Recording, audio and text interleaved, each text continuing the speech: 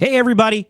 Are you curious to find out what the key to victory for Trump is going to be this Thursday? Well, I'm going to tell you what. I'm here with Puppet Carlson, and we're going to tell you all about it right now. Fasten your seatbelts. It's going to be a bumpy night. We don't have to tell you things are bad. Everybody knows things are bad. It's a depression. Everybody's out of work or scared of losing their job. The dollar buys a nickel's worth. Banks are going bust. Shopkeepers keep a gun under the counter. Punks are running wild in the street, and there's nobody anywhere seems to know what to do, and there's no end to it. We know the air is unfit to breathe, and our food is unfit to eat. We sit watching our TVs while some local newscaster tells us that today we had 15 homicides and 63 violent crimes, as if that's the way it's supposed to be. We know things are bad, worse than bad. They're crazy. It's like everything everywhere is going crazy, so we don't go out anymore. We sit in the house, and slowly the world we're living in is getting smaller, and all we say is, please, at least leave us alone in our living room. Let me have my toaster and my TV and my steel-belted radios, and I won't say anything. Just leave us alone. Well, I'm not going to leave you alone. I want you to get mad. Wait a minute. You ain't heard nothing yet. Wait a minute, I tell you ain't heard nothing. I want you to get up now. I want all of you to get up out of your chairs. I want you to get up right now and go to the window, open it, and stick your head out and yell, I'm as mad as hell, and I'm not gonna take this anymore! I'm mad as hell and I'm not gonna take it anymore! I'm mad as hell! I'm not gonna take it anymore! I'm mad as hell and I'm not gonna take it anymore! I'm mad as hell and I'm not gonna take it anymore! All right, guys, we are back with another exciting David Pollack show featuring the little stuffed fella right there, the manhole with the most, Puppet Carlson.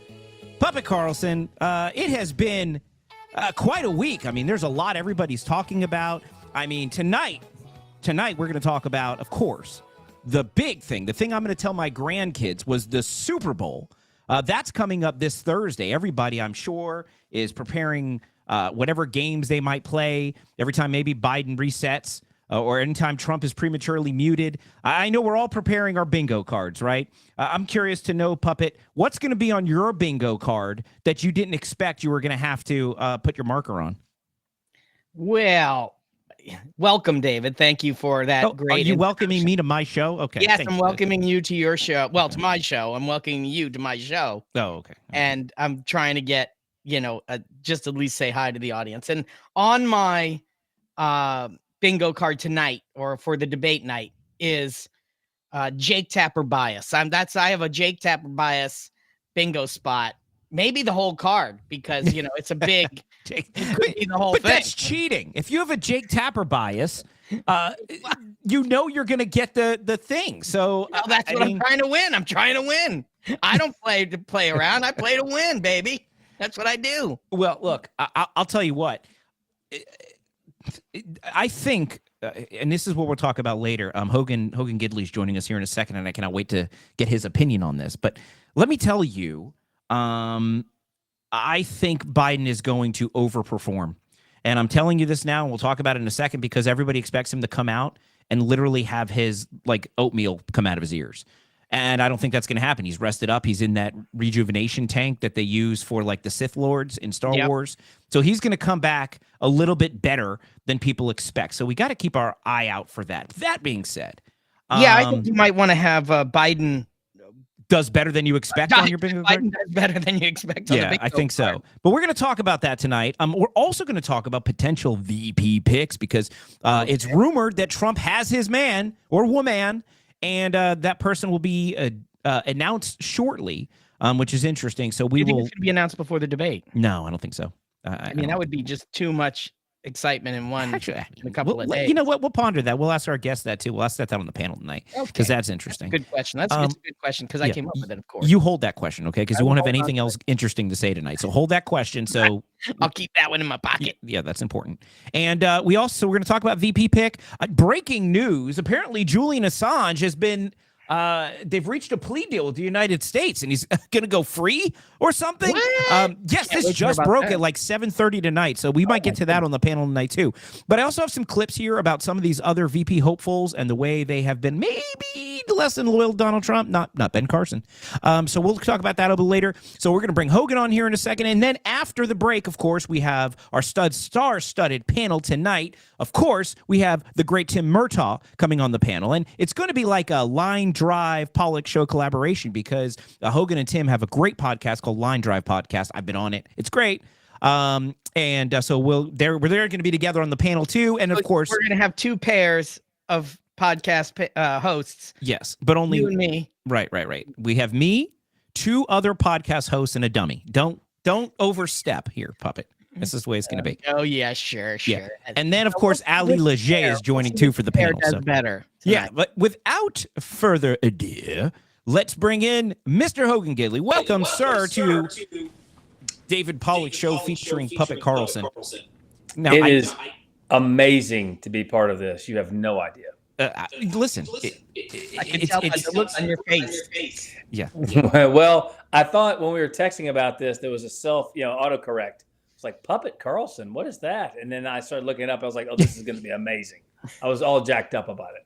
Well, you should be, because I'm going to explain what you're about to experience, right? Okay. The puppet in the middle here, the stuffed dummy. Yeah. And I hear a little bit of echo, Hogan. I think it's coming through your computer speakers, maybe. Maybe my mic is too loud. Yeah. Cool. See if that helps. Yeah. No, that's perfect. Cool. So Puppet Carlson here, and Mike Lindell has been on the show, and we've explained this to Mike Lindell, and so we had a that's possibly your father moment, because one day Mike Lindell was in his factory, and he was wishing on a falling star. Sure. And he said, we really need more conservative boys. You know, with all the woke indoctrination going on in schools, we need more conservative young men. And he made that wish upon a falling star. And then what happened that night, Puppet Carlson was born out of a MyPillow. So he is actually made of a MyPillow, and that's what he's stuffed with. The patented fill that can be foam, sure. Exactly, adjustable to your perfect preference when you're sleeping. And you can use promo code Pollock at mypillow.com and save yourself a bunch of money if you wanted to get a pillow. But Puppet was born out of the MyPillow, and since then he's journeyed his way into conservative punditry. And I was lucky enough to have his how do I say this, Puppet? His brilliance, his stuffed brilliance on this show. And I'm excited to introduce him to you. Well, I have Giza dream skin. That's right. Yeah, that's what I... What? So does that mean I have several of your siblings in my house?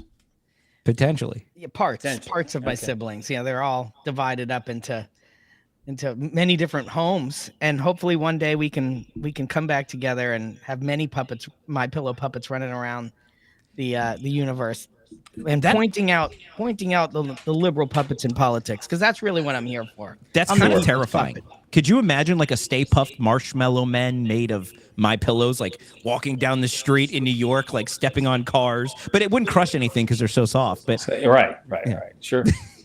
All right, well, welcome to the show. I want to introduce you to my audience. If you guys don't know, Hogan was the national press secretary for the Trump campaign, the deputy press secretary in the Trump White House, I believe, in 2019, 2020. 2017. 2017. I was there longer than Sarah. Oh, well, then you get, we're going to bump you up. We're going to say other press secretary. Bump me up. But you just got a promotion.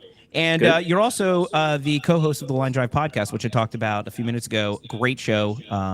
Always great analysis. And you're now you're the vice chair at the Center for Election Integrity, which is really important right now. Yeah. Because if we can't have a fair and free election, we're not having any more elections. So sure, what you're doing is awesome. And I'm excited to have you on your show because we got the debate this week. We got a vice presidential pick this week. And here's the thing. I just talk about it. I think I know stuff I don't.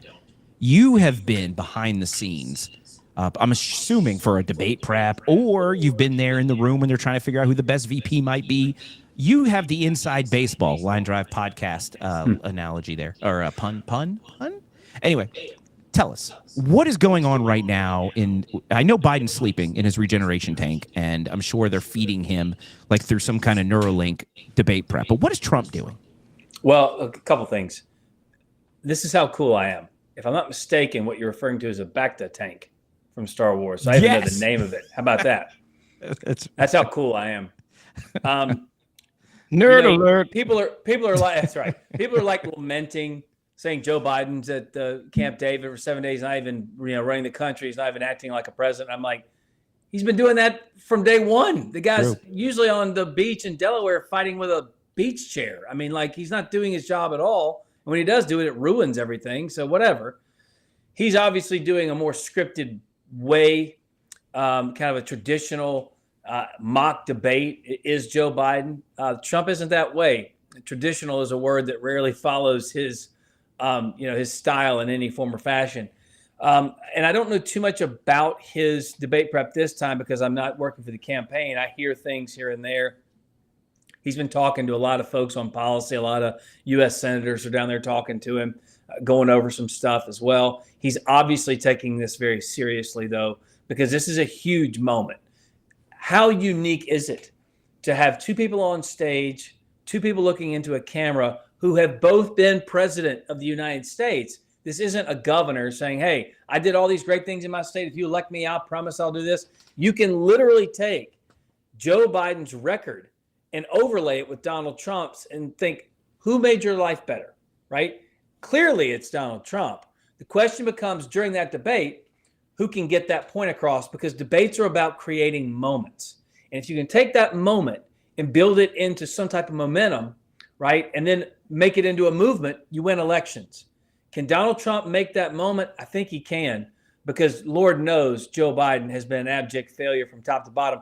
I don't even think you need to point out his steep mental and physical decline. People will see that. But as you just said, they're going to hop him up on some type of debate Viagra. He's going to be fine for the hour, okay? It'll be fine. But the real crux of this debate is going to be reminding the American people just a few short years ago, you could afford gas and groceries. There weren't wars breaking out all over the world. The southern border was closed. You didn't have fentanyl coming into our country in record numbers, killing our American citizens. You didn't have human trafficking, child smuggling in the numbers we see. You didn't see crime spiking all over in cities across this country. That's the job of Donald Trump, and I think he's going to do a good job with that. Now, if Biden lasts more than 3 hours, are we going to have to? I think you have to. Your doctor, right? It's actually, it's like for 3 hours and 59 minutes. It's the fourth hour that gets you in trouble, I think. Yeah, I don't think we don't want Biden anywhere near the red phone after 3 hours and 59 minutes after debate night. I can tell you what, there is definitely no way in heck that Biden's going to be stiff or standing for 4 hours. He will be stiff. Now, there is no doubt that Biden will be stiff. As a matter of fact, this is Biden. This is Biden. Here's a video of Biden on his way to Camp David looking, brutal. Stiff. Yeah, here, check it out.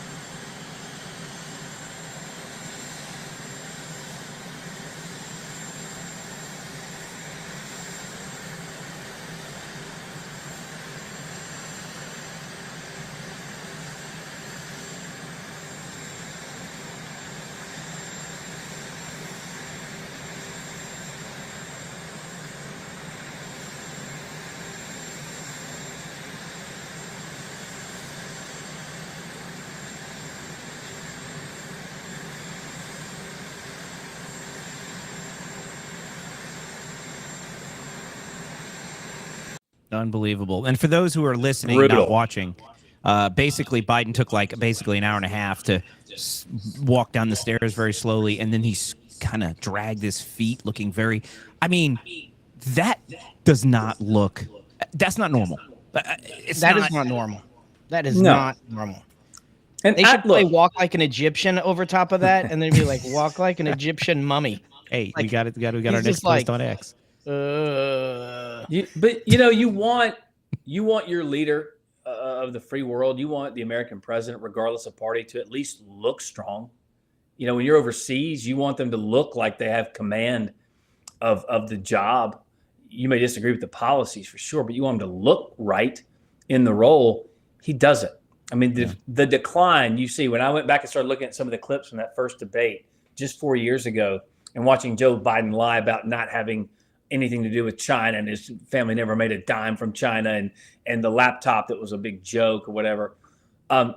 He was a lot more with it than that. Look, I can't speak for y'all, but I can say myself, I had to work with Anthony Fauci in the White House during the start of COVID. Not a fan.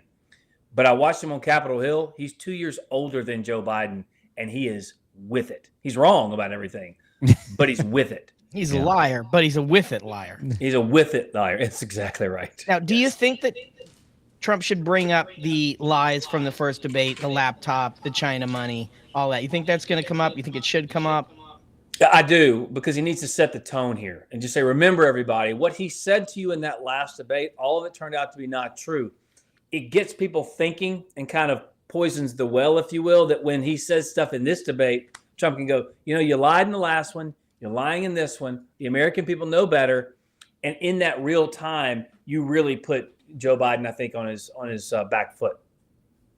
Yeah. I think he should also try to point out where he and his administration lied about the border being closed for what felt like an eternity, when the video and the news footage coming out of Fox and other places was just like people pouring in. He's like, no, they're totally closed. It's totally closed. Shut up. Well, remember, first, we didn't have a problem, right?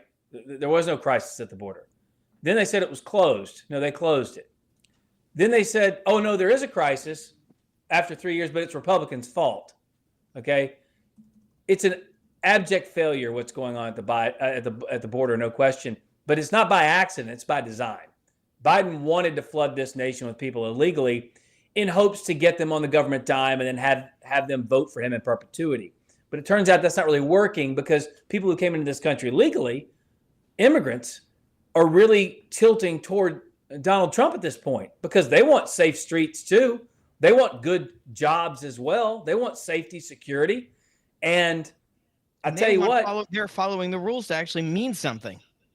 Yes, exactly. And you're also talking about a culture that has gendered language, that glorifies machismo, for heaven's sakes. And you're trying to tell them, we're not going to call you Latino or Latina anymore. We're going to call you Latinx. You guys don't know what you're doing. We'll tell you how to live your culture. I just think it's a recipe for disaster with Biden and that crowd. That's a great point you make, Hogan, because now I don't know. Let's assume that some of the people coming across the border are here because they want opportunity, and not all of them are coming to destroy and take advantage of our country. But you make an excellent point, because Hispanics, certainly, they believe in God. They like guns.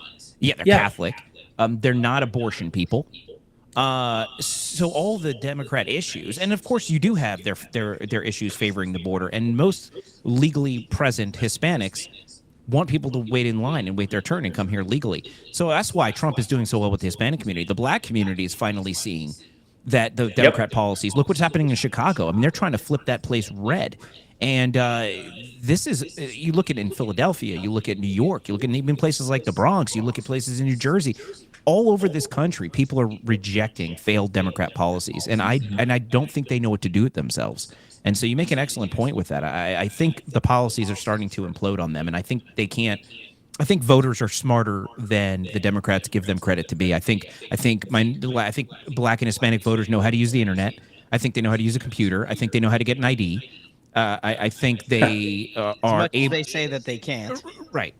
So Kathy Hochul said they don't even know what a computer is. That's right. That's exactly right. And then who was it that said we need people to pick at the vegetables in California? Pelosi and a lot of Democrats say that all the time. I think, and this is the actual opportunity that social media has provided, and where we are now with independent media, because all of these things were never reported by the mainstream fake news media. But now with TikTok, you just talked about TikTok, you talk about. They're hearing this. They're hearing these people say it, and they're going, wait a second. I didn't know this before. It's the information gap that's being filled by people actually being able to share information. Having Elon Musk buy X was probably one of the biggest advantages that we're going to have going to this election that we didn't have before, because we can actually share information that was blocked in the last election.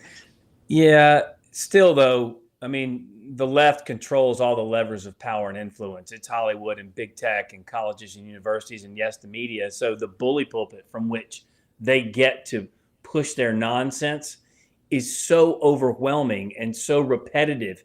It's tough to break through that. And that was what I found interesting about Trump versus like a Mitt Romney, for example, who whined about our lot in life with the media. Trump just said, you're all fake, you're all full of it, whatever. I'm going to do what I'm going to do. Called them right out, which was a different way to attack the media. And I think you can overturn every one of his executive orders. You can change policy, do whatever you want to try and erode Trump's legacy. If there's one thing he gave us, I think, that will not go away, at least for the foreseeable future, is he gave Republicans kind of the go-ahead to say, it's okay to fight back. You don't have to be the doormat. You don't have to be the lovable loser, the self-deprecating moron. You can stand up and go, nope, you're full of it. Everyone knows you're full of it. I mean, there's a reason the media's popularity sits somewhere between Congress and COVID, right? Yeah. It's because they've been lying to us now for decades. Everyone knows it. Yeah, absolutely. That's so obvious now. And yeah, and we should have been fighting all of their bully pulpit opportunities all these years. We allowed them to infiltrate the schools. We allowed them, to control the media, and now we're paying for it, obviously, with where we are today. From your opinion, Hogan, what do you think are the pitfalls that Trump has to be aware of and wary of during the election? Where can he go wrong? You mean during the debate or the whole? Sorry, during the debate. That's fine. Well, I think he's aware of a lot of them. One, obviously, is the fact that it's going to be a 3-1 setup. You've got two anchors that don't like him, that have said horrible things about him in the past, and a network that cuts away from him when he's speaking, saying we don't have time to fact check all the lies, right? So I wonder if they're just going to cut away from him during his answers in the middle of it. I think he knows that. He didn't have a problem with it. He said, I'm going in there. We remember from the administration how much the media hates him, but we've forgotten it over the last several years because, in large part, the media hasn't really been going after Trump so much as they have been protecting Joe Biden and protecting Democrats. Now we get kind of a re-education of how much they actually hate and loathe Donald Trump. You're going to see, I think, some of that in the way some of the answers or the questions are phrased, I think. So Donald Trump's going to be prepared for that. He himself has even said things like, I think I kind of interrupted Joe a little too much last time. He made a joke about it, I think, in Philly. He said, maybe I should just let him talk. And everyone kind of started laughing and cheer because he knows if he can give Joe Biden enough rope, he'll obviously hang himself at some point. So, look, I think there are pitfalls for both men, but Joe Biden had to do this because he needed to change the narrative. He was getting his tail kicked in every swing state, losing a lot of the argument. Losing on the policy. The people don't like him. Even people in his own party think he's too old. So I think, that's going to be on display for the American people to see. I just think Donald Trump needs to keep bringing it back to the American people and what they're facing because, look, Biden's got nothing to work with here. He's got nothing. So he's going to say threats to democracy, January 6th, you didn't believe the election, right? There are clear, concise, strong answers for all of those things. I hope that Donald Trump uses that opportunity to not just answer it, not just beat the idea of it, slap Joe Biden around, but then flip it back to the American people. You're talking about January 6th. That was 4 years ago, okay? Let me tell you what's happening right now with families across this country. Go right into what he's doing to the American people. I think that's going to be really a significant opportunity for Donald Trump to take advantage of. Yeah, I'm excited about it, and we'll see. Hey, listen, we're going to take a quick break, and when we come back, we're going to have Tim Murtaugh joining us, Ali Legg joining us. You're going to stick around and be on the panel, right? For a minute, yes. No, a minute. Okay, well, if you got to go, we can run on the panel after the break. If you need to go, that's okay. We'll stay a minute or two. We'll see. All right, you'll stay a minute or two. I'm enjoying it. All right, good. Well, good. It's great. I'm glad. It's great. No, it's great. When have you ever had a chance to talk to a real-life puppet before? Well, I have talked to Joe Biden before. Well, that's an excellent point. But at least ours is conservative. So, all right, we're going to take a quick break. Hogan, stick around for just a second. We're going to bring in the all-star panel here. We'll have a line drive Pollock show collaboration here for as long as you have, and we will pick it right back up where we left off. So, guys, don't go anywhere. Dave Pollock will be right back. Friends, David Pollock here. If you're craving the best soft serve ice cream around, Topper's Creamery's got you covered. Serving the Apopka community for over a decade, Topper's is known for the finest old-fashioned custard-style soft-serve ice cream in a variety of flavors, from their French vanilla bean to exciting specials like German chocolate cake. But the experience doesn't end there. Be sure to grab a fresh baked waffle cone or a sundae topped with my favorite, the fresh baked brownies. They even offer pup cups for your four-legged friends. So hurry in to Topper's Creamery in Apopka, South 512 Hunt Club Road. Make sure to tell them David sent you. With today's economic environment, it's never been more important to secure your hard-earned wealth for you and your family's future. FinSec Life works to offer industry-leading customer service to help successful individuals and businesses protect their wealth. Whether it's a business succession plan, estate liquidity, or a variety of life and long-term care policies, FinSec Life can help deliver peace of mind, knowing that if something happens, you or your company is taken care of. Visit finseclife.com. That's FINSEC life.com. Securities offered through Valmark Security Inc., member FINRA and SIPC. Investment advisory services offered through Valmark Advisors Inc., an SEC-registered investment advisor. FinSec Life is a separate entity from Valmark Securities Inc. and Valmark Advisors Inc.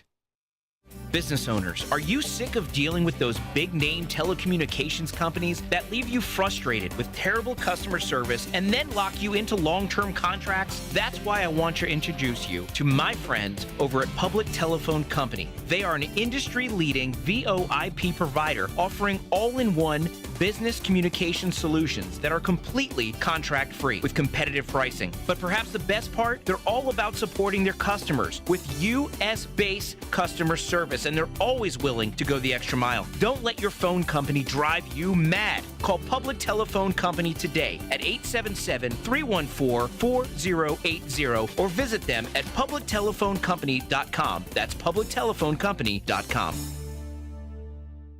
Hello, Patriots, listen up. It's time to wake up and smell the freedom. Beard Vet Coffee is here to fuel your American spirit. This isn't just coffee.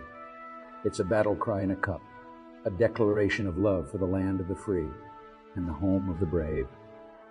Crafted by the hands of those who've walked the walk, talked the talk, and, grown the damn beard. Vet-founded, vet-focused, and beard-operated. This is coffee with a mission, a purpose, and a testament to the unyielding American spirit. It's a tribute to the tireless resolve that courses through the veins of our great nation.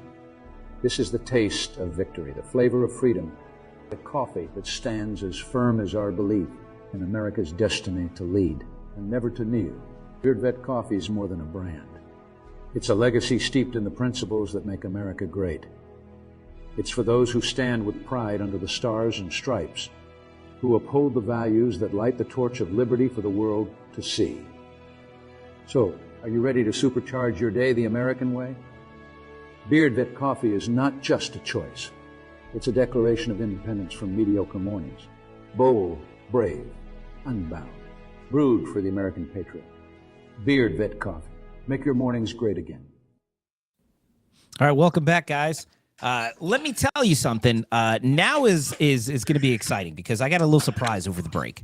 And Hogan, you're going to like this surprise. Okay. And I just got a message here because, we're streaming live on Spaces as well. Yes. And so it's a cool little thing we get to do. So our Spaces audience can interact with us like the radio. And then we have all of our networks looking at the show. So if you wanted to see us for whatever reason, you could do that. Or you can listen. I think most people prefer listening to me than having to look at me. Same thing with Puppet. So, but they like to look at me. We have a cool little surprise from Spaces, and I'm going to bring him in just a second. But before I do that, I want to introduce our panel. So before any more delay, first up, sorry, I didn't mean to surprise you, Tim. Murtaugh. Hey, Hogan. It is the Hello, man David. himself, Tim Murtaugh. Now, the intelligence of this show just got much bigger, and Puppet, you've gotten much dumber. It's just the way it works when big smart people come on here who know stuff. It just takes away from your ability to kind of. But we'll include you. I have an excuse though. I've got my pillow for my brain, and you just aren't as good. Well, that's true. I definitely have to humble myself. Now, do you know Go ahead, David. I'm No, sorry. I was going to do your introduction, Mr. Tim thank Murtaugh. you. He's the author of a book that's selling like crazy on Amazon. Swing Hard in case you hit it. Awesome book. There it is, right there. We've talked Am I about it on the backwards? show. Do I have to reverse this, or It is is, it looking yeah. right to you? It's backwards. All right. It depends. If people can watch the show, and I never know if the monitors are backwards, but How about that? I There you fixed it. go. there you go. There you go. Yes, great book. You have to read this book. It has great stories in there, great stories of Tim's personal struggles in life and how he overcame it and did great things for this country and his great experiences. It's all in that book. You guys have to check it out at Amazon. We'll link to it in the space. He was also the comms director for Trump 2020 campaign, so he had a lot of great experience there too, which is why I'm super excited. Plus, he's the co-host of Line Drive with that man right there, With Hogan. Hogan Gidley. But now I'm going to bring Logan. Allie on in a second. But there's another surprise person here in Spaces. I think I know who it is. I think I'm responsible for this because when I was in the virtual green room, I was texting with some mutual friends of ours. Hogan. Oh no. And I said, What'd I'm, you I'm, do, in this, Murtaugh? I'm in this virtual green room and I'm watching Hogan get his ass kicked by a puppet. Yeah, it happens. I'm just joking. But anyway, go ahead. Bring in your special guest and we'll see. All right. So from Spaces, and don't worry, Allie, I'm bringing in here in a second. From Spaces, because this is like a family reunion. They're going to hug and cry. It's going to be sweet. From Spaces, we have the one and only best sense of humor I've ever seen on a person. And interesting choice in glasses. Kalen Dorr, welcome Yes. I knew it. I thought so. I'm to afraid. the show / space. David, I must say, I think he was a little bit offended not to have been invited. Well, I sent him the edible arrangement. He never sent a thank you card. It's funny. He said he got the edible underwear. That I didn't send. Puppet sent that. Yes. Yeah. Kalen, can you hear us? I didn't expect a thank you for that. Yeah. Well, I hear him. I see him talking in Spaces. I don't hear him coming through. Now we have a tech guy in the background. Chad, is he able to come through in the space?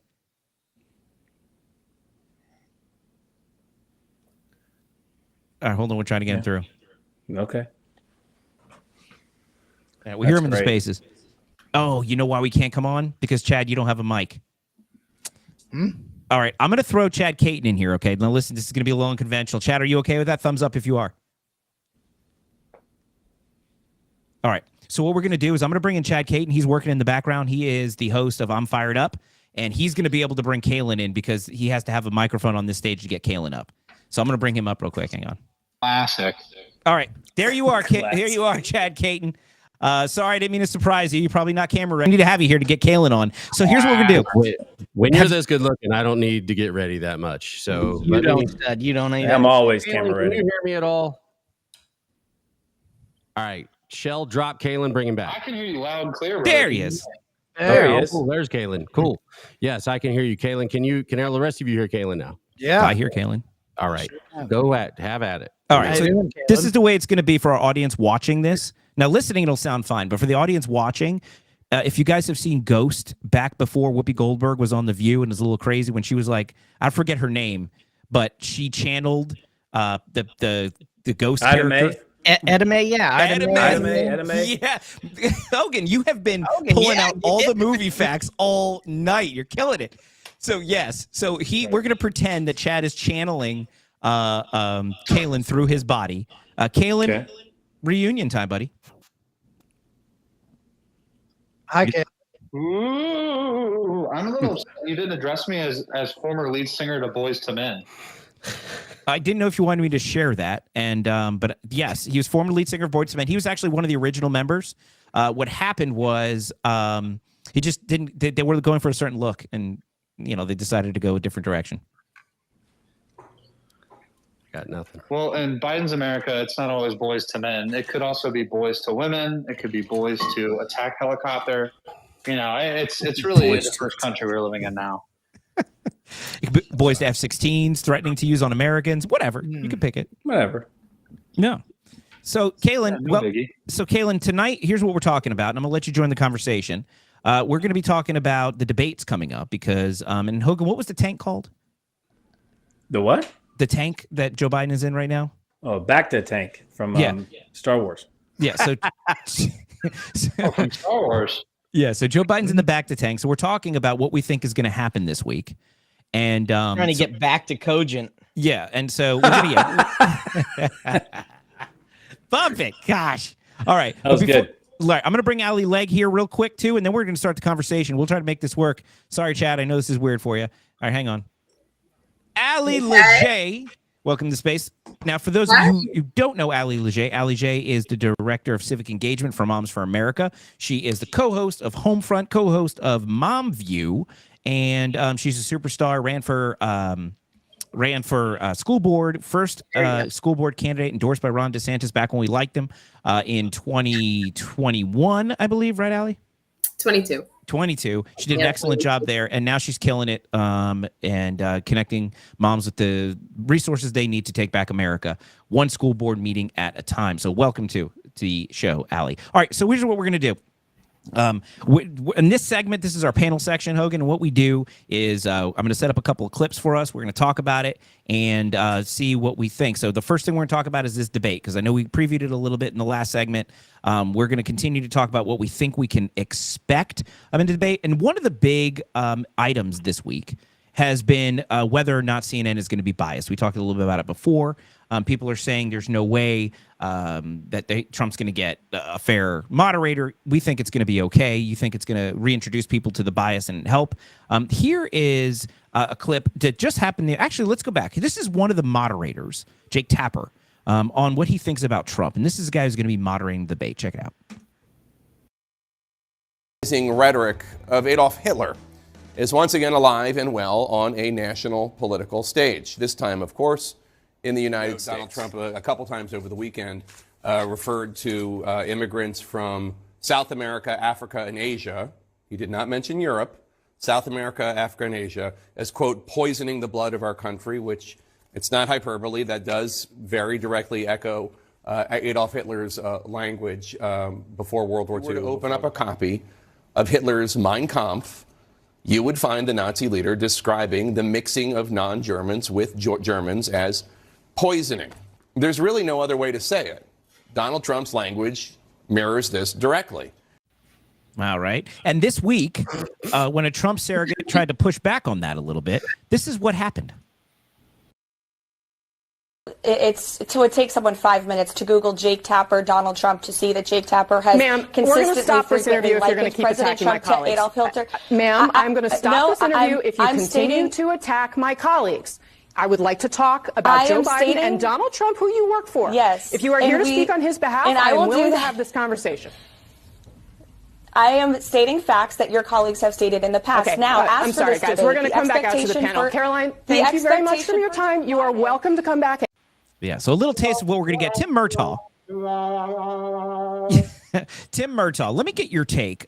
Is this going to be a fair debate? Is this going to not really hurt Trump because he's going to come out swinging and the bias will just make him more powerful and silence Biden? What do you think? It's not going to be a fair debate. It is going to be 3 against 1, but that works to Trump's benefit because I still think that he will perform well. And I honestly don't think, I know that people have been talking a lot about this, the expectation game, and that's generally what people do in campaigns. And it's been going on for decades and decades and decades across all kinds, all levels of campaigns, including presidential ones, of course. And so I think a lot of people have been saying, oh, the Trump campaign has to be careful not to lower the bar too much for Biden so that all he has to do is, not fall down and crack his head open or drool on stage, and it'll be hailed as a great victory. And there's some aspect of that I agree with. You don't want to make it easier necessarily for your opponent to appear to have a good night by saying, oh, he's going to be terrible, and then he turns out to be okay, and it's a huge victory. There's a lot of talk there's a lot of Democrats, and I know I heard you guys talking about it before I joined the show. A lot of Democrats who are very worried about Joe Biden. They can see his mental decline, and they know that he should not still be the candidate. And so there's a growing, still very, very small minority, but a growing number of Democrats who want Joe Biden to be replaced on the ballot by somebody like Gavin Newsom or someone else. Now, I believe that the Trump campaign would rather face Joe Biden. They want Joe Biden to be the opponent. So if Joe Biden is perceived by the media, or at least projected by the media, as having had a good night on debate night on Thursday, I'm not sure that's bad for the Trump campaign because they want Joe Biden to stick around, and a good performance will help nail him down as the November opponent. So, I mean, that's kind of a bank shot the way I'm looking at it. But, you know, I wouldn't mind it if Biden came out and actually put on a good performance and had a strong night on debate night, because I think that it'll help him stick on the ballot until November. Yeah, that's an excellent point. And I've been saying that too. We want Biden on the ballot. We don't want them to swap him out for a newer model of socialist. We want the one we have. So I think what we can do is exactly right. But he's going to perform better than we think. We were talking about at the intro of the show. Most of us expect oatmeal to pour out of his ears while he's on the debate stage. And I think what's going to inevitably happen is he's going to, quote unquote, overperform for our expectations, like he did at the State of the Union, like he did at every other thing where people expect him to fail miserably. This isn't an overseas trip where he's going to be stressed. He's in that tank, rejuvenating. He's doing nothing else besides debate prep and rest. So he's going to come out and have a good hour before he sunsets into dementia. And so I do think he's going to overperform for our expectations. I think it's good for us to set expectations reasonably. Now, now that being said, now Hogan before the break mentioned.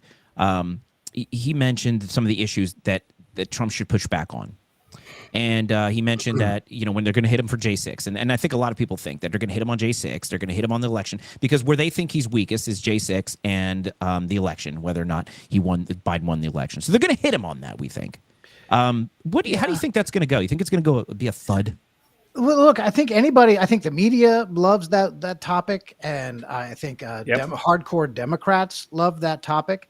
And I think that anywhere, if you talk about January 6th, any voter for whom that topic lands as an issue is already a Joe Biden voter, is already a hardcore Democrat who pays attention to that. I'm reminded of a focus group that I saw that a Democrat had conducted. And the proctor of the focus group started off one portion of the conversation by saying, okay, now I'm going to ask you some questions about January 6th. First of all, who do you think was responsible? And the people are looking at the proctor like, what are you talking about? And somebody finally said, what do you mean? Like, who was responsible? Well, responsible for what? For January 6th. Hey, Google. The riot at the Capitol. Oh, that. Oh, yeah, sure. So they have, so Democrats have it in their mind that if you say January 6th, that's all you need to say. And the entire argument is over. And that's just not true. It's the bubble that Democrats live in. It simply is not true that that's going to move voters who are not already in Joe Biden's column. I encourage him to spend time in the debate doing that, because he's going to be reaching the voters he's already got. That's my view of that. Now, when you and Hogan were in the campaign, and now I'm bringing in this in the second alley, when you and Hogan were in the campaign and preparing for this, what is the, because I think what a lot of people want to hear is, what is it like? And I talked to Hogan a little bit about this earlier. What is it like on the inside? And then I'm going to pivot to the VP conversation, because what I want to know is what it's like to be in the place where we have all the stress of the debate prep, but at the same time, we're picking a VP. So what are these war rooms like right now? What is the stress? What is the tension? Do you think Trump's feeling pretty confident? I'm assuming he is. And what would you guys be advising Trump? And please tell me what it's like in that environment. Well, I mean, Hogan, Hogan probably wants to say he worked for Trump longer than I did, so he has, I think, some more longer insight. But we've talked many times, Hogan and I, about debate night and what it's like. And frankly, I hate debate night.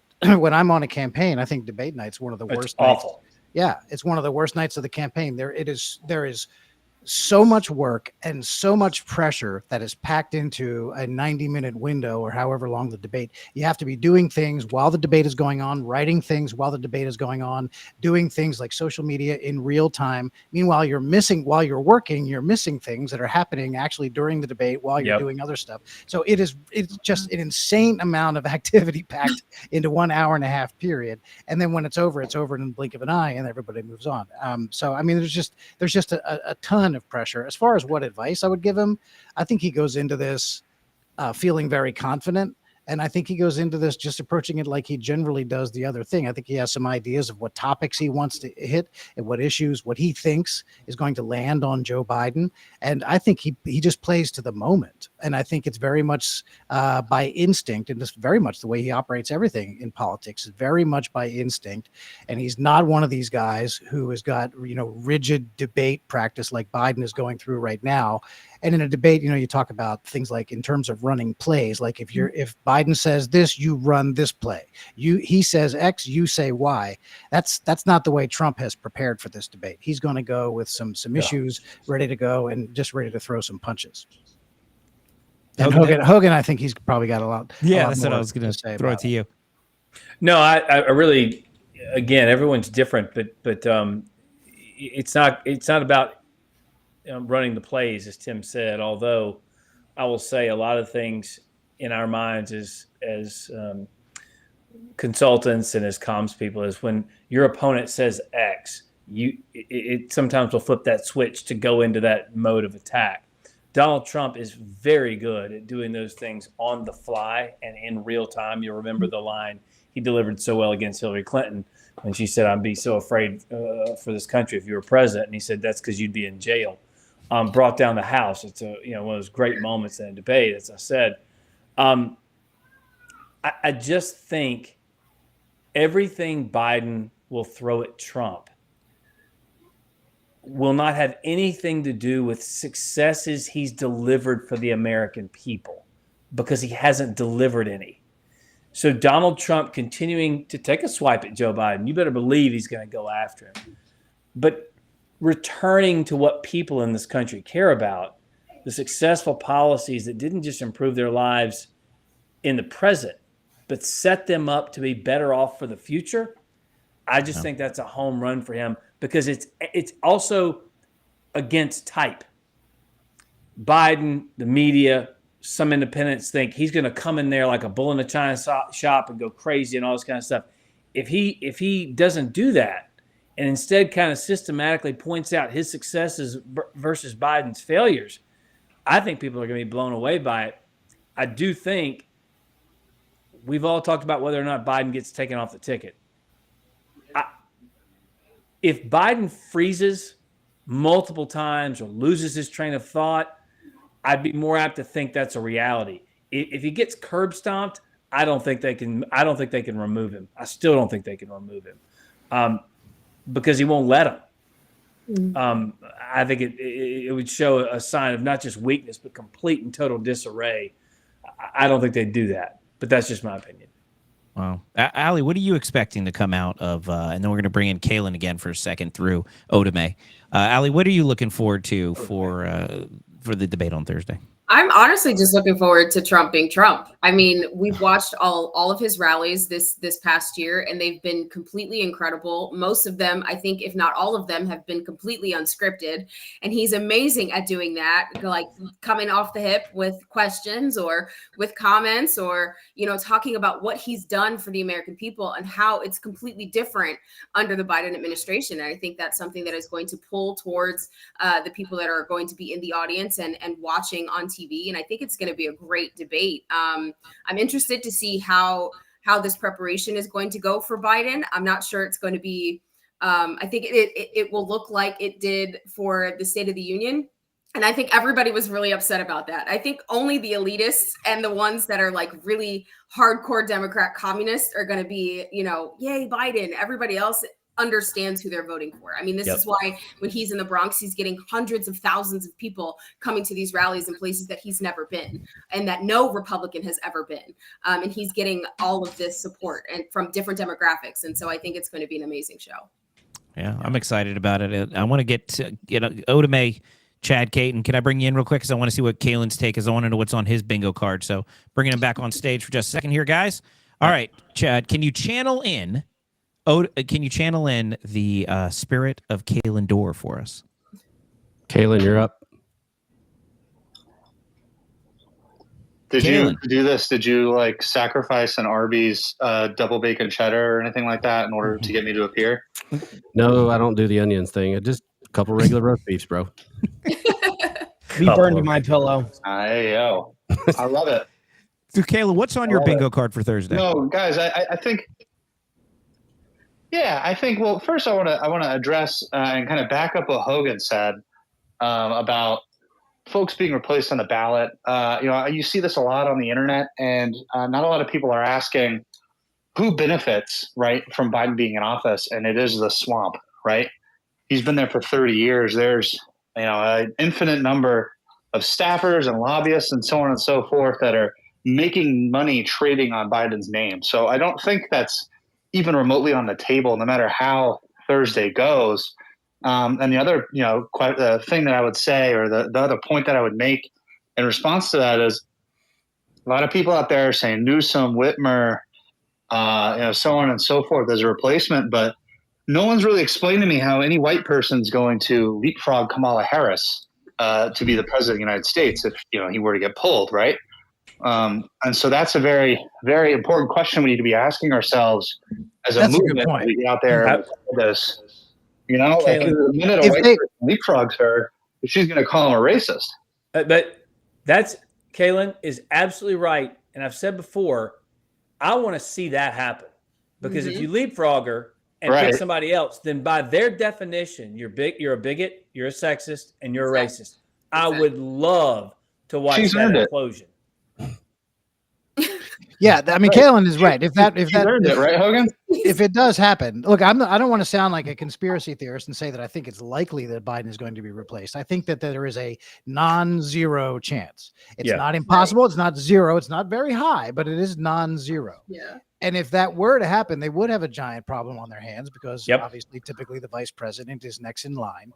And I think the same people who want Biden gone because of his infirmities would probably not want Kamala Harris either. And they'd rather somebody like Gavin Newsom, somebody else from the Democrat bench. And then you're going to have an enormous problem. That would create bigger problems. I think they would think that somebody like Gavin Newsom is stronger, a stronger candidate than Biden is. And I think in many respects, they would be right. However, they would have a badly fractured party.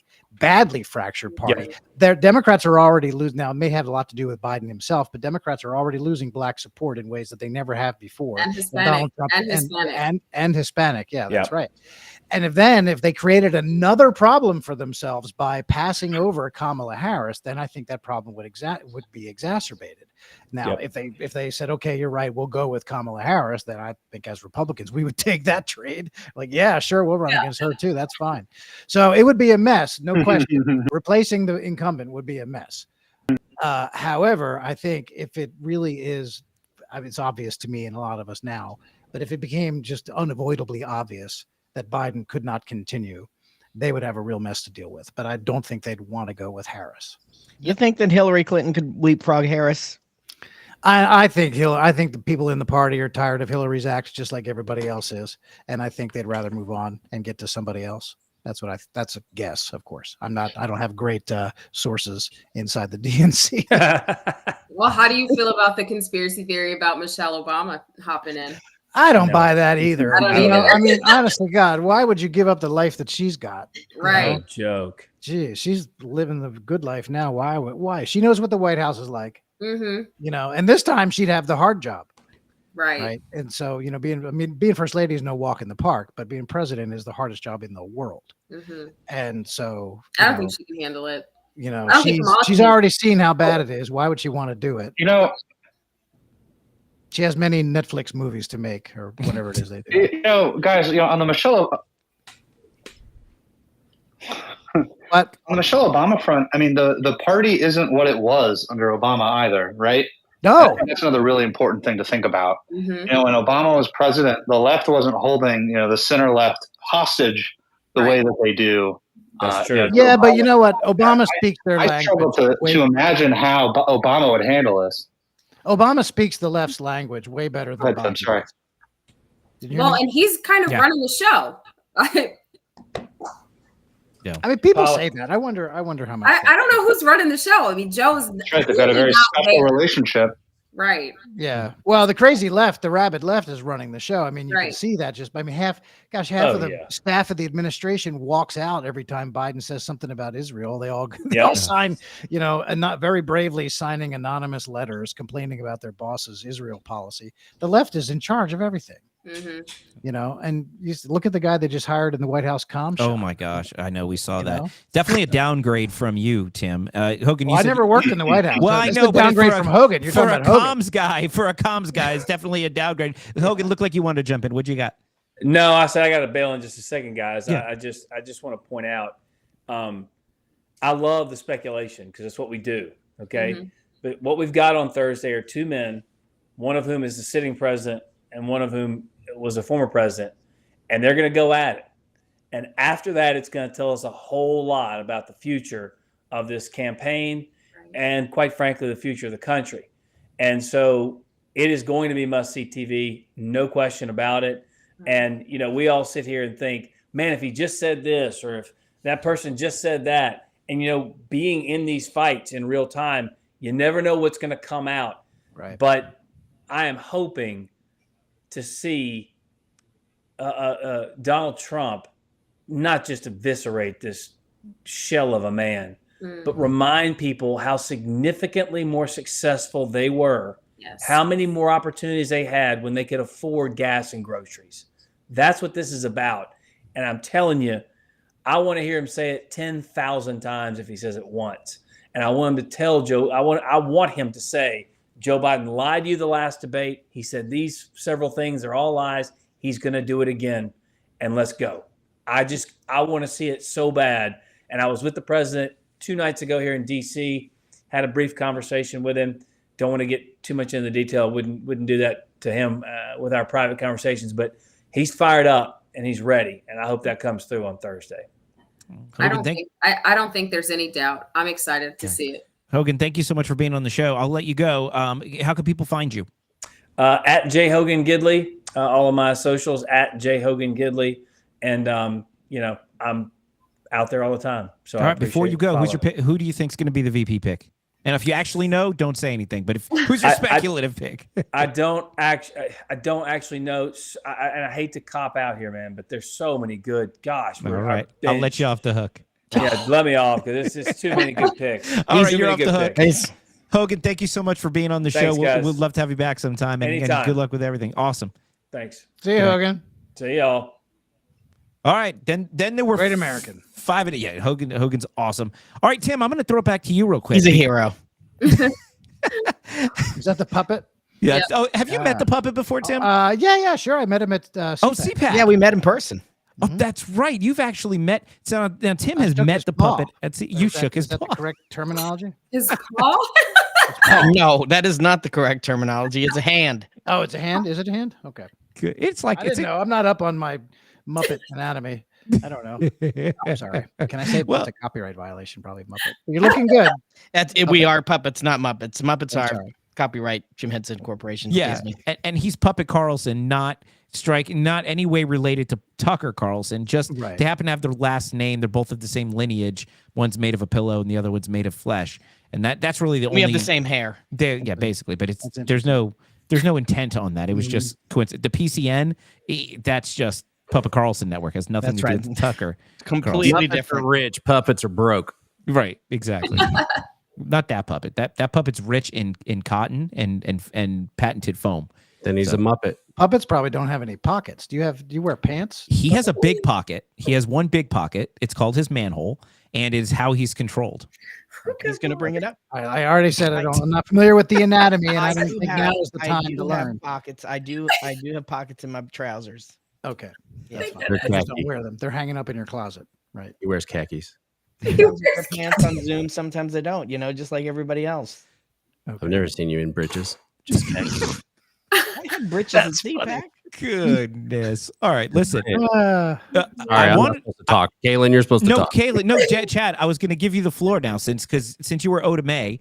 We can unchannel Kaylin. Hopefully you can stick around in space a minute, Kaylin, because I want to get your take on the VP pick. But and then Tim, I don't know if you have time or not, but I really wanted to talk about VPs, but I'm not going to have time because we had too much fun talking about debate. If you can't, totally cool. A few minutes. Just want to give you the invitation. But now, Chad, you are all working on Operation Free Nation right now. I wanted to give you an opportunity to let everybody know what you're working on now. You're trying to save America.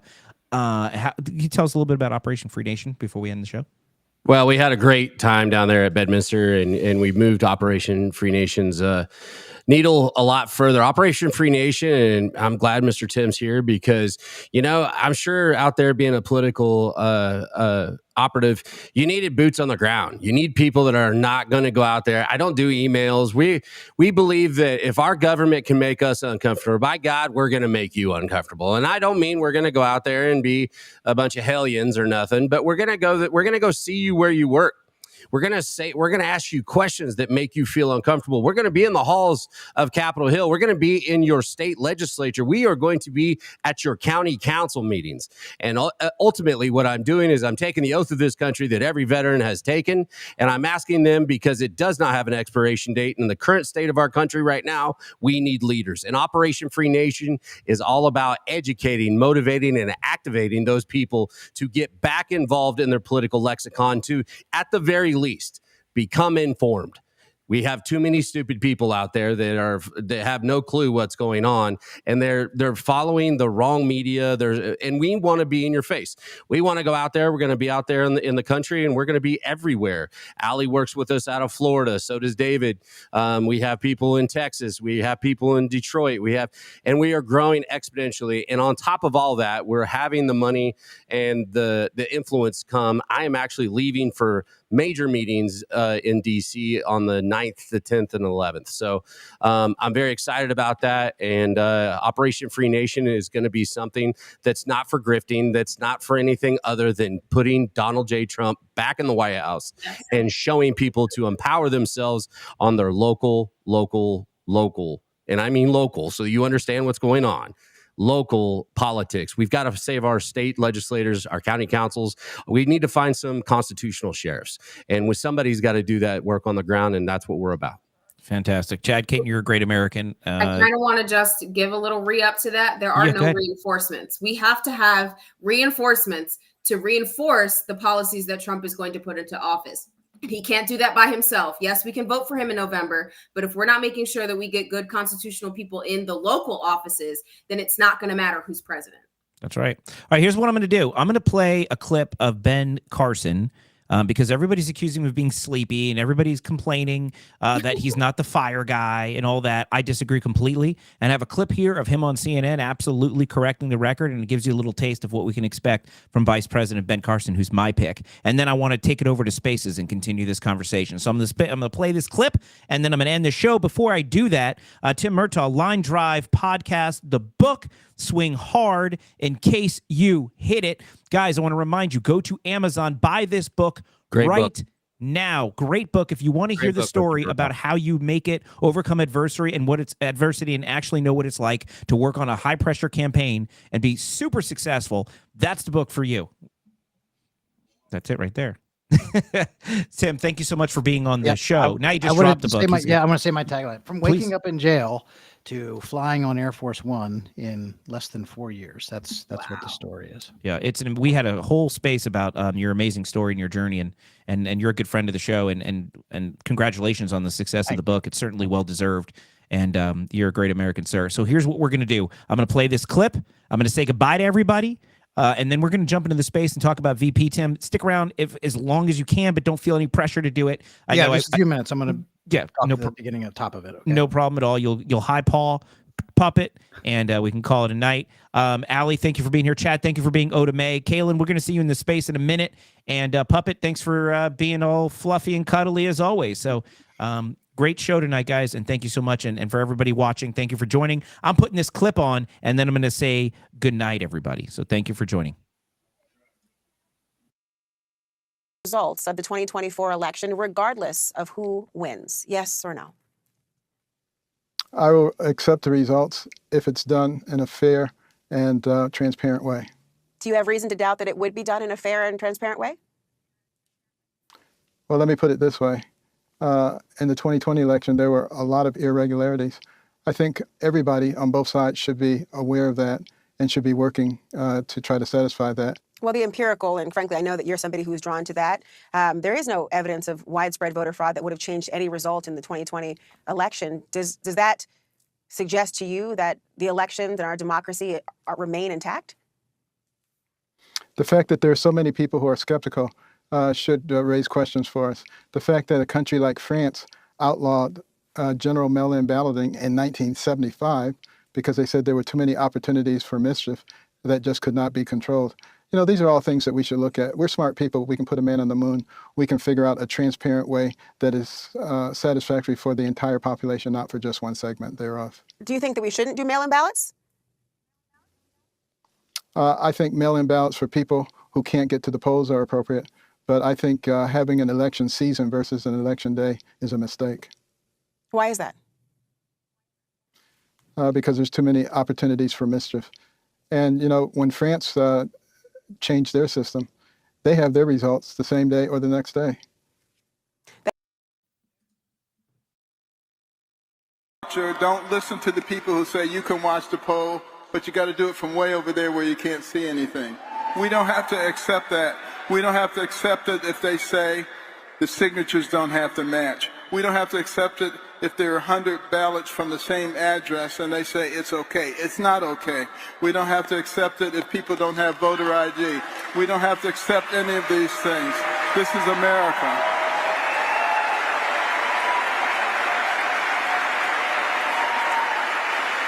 That's Ben Carson, everybody. Join us in the space. We're going to continue this VP conversation with all of our family here from the show. And as always, thank you so much for watching. We will see you same time, same place next week.